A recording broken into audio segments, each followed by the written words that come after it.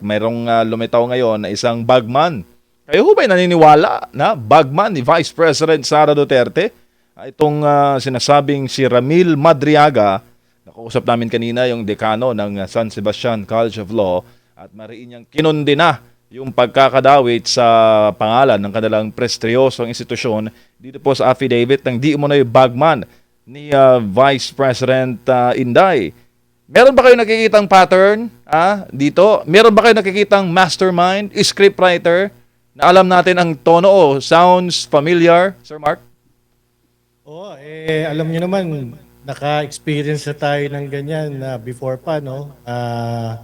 Yung walang humpay na pag-demolish o pagkasira sa imahe ng mga Duterte, talagang noon pa, no?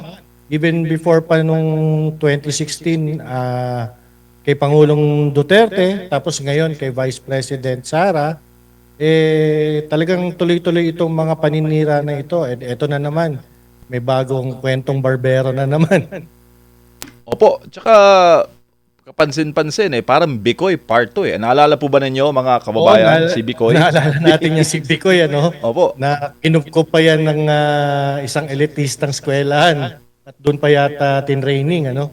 Para doon sa kanyang mga sasabihin. Pero as it turned out, si Bikoy isang isang mekanismo o isang ginawa lang siyang propaganda tool para nga lang makasira. Opo, meron pong timeline na sinusundan ang mga kalaban ng mga Duterte, especially fast approaching po ang February. Bukas na naman ang pintuan ng impeachment.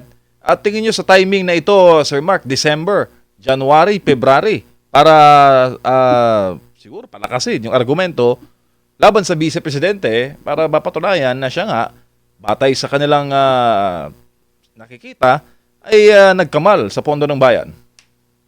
Yes, we can see the pattern and we can see the various attempts. And I think MJ, more than the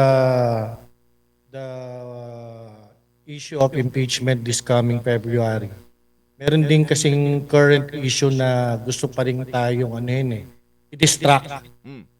Alam mo ba yon na kaya din lumalabas itong issue ngayon nitong si Madriaga na may binibintang na naman sa ating Vice President ngayon. This is really to take away our attention from the real issues that is the issues that are haunting our nation ngayon. Malaki pong issue kasi talaga ngayon yung corruption Malaking issue itong plunder ng ating treasury. At eto ngayon, naggagawa na naman sila o naglabas na naman sila ng isang kwentong barbero ngayon. Dahil if you notice MJ and Almar, ngayon ang attention natin nandyan. Ngayon ang media nandyan, ina-amplify itong storya na to. Ngayon kaliwat kanan ngayon ang mga lumalabas ng mga statement, ang mga tao, yung mga dinamay, syempre nandyan ngayon nagsasalita. But overall, pag tiningnan mo, dito ngayon nakapokus ang attention ng taong bayan. Which is really, ito yung gusto nilang mangyari.